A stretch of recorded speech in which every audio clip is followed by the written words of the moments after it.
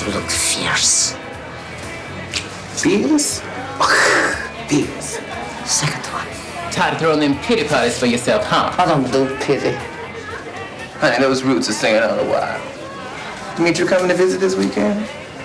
No. Somebody inside? Don't be ridiculous. If it ain't sex, what's got you calling out that got her bad hair? Ever look at yourself and realize how other people must see you? You caught the whole used to be a man thing, right? That's right. Orange is the New Black. The Netflix series about life in a women's prison is now in its second season and shooting the third.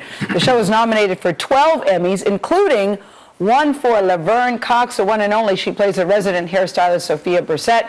She is the first openly transgender woman ever nominated for an acting Emmy, and that's not her only milestone this year. Last month, she also became the first transgender woman to be featured on the cover of Time. Laverne Cox, good morning, the first transgender person. And when I said Emmy nominated, you went, it's so weird.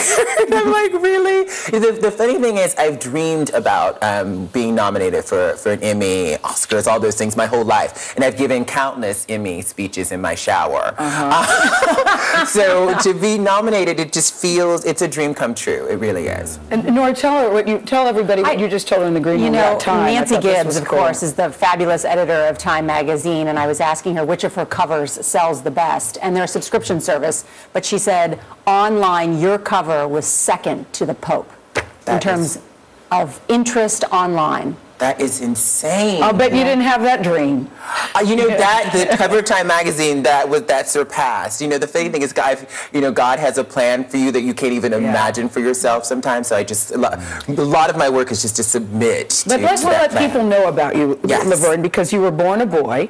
But when I was assigned male at birth, is the way I like to put it. Because I think we're born who we are. And I think the gender thing is something that someone imposes on you. And so I was assigned male at birth, but I always felt like I was a girl. Okay, but when did you realize that your gender did not fit your identity?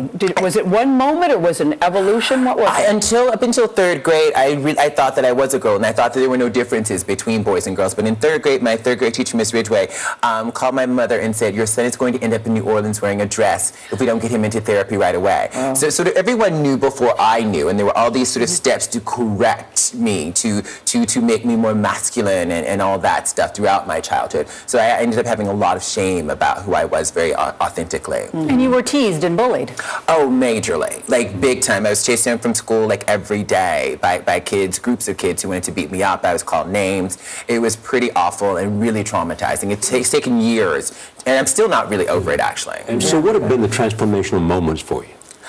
For me, you know, I think it was moving to New York and actually meeting actual transgender people. I'd had all these misconceptions about who trans people were, and based on what I'd seen in the media and all these sort of misconceptions I had. And when I got to know actual trans people as people, all of my misconceptions about trans folks disappeared. And so I think when we get to know people as people, our misconceptions about people who are different from us can melt away. And are people contacting you saying, my God, thank God for you being there, because they've been struggling with identity, and all of a sudden you give them hope? I've gotten hundreds at this point of those kinds of messages from parents who said that they're understanding their trans children better, trans folks who said that they've transitioned because of this character, and also trans people who've already been transitioning who feel like their dreams are now possible because I'm living very openly as myself and living my dreams.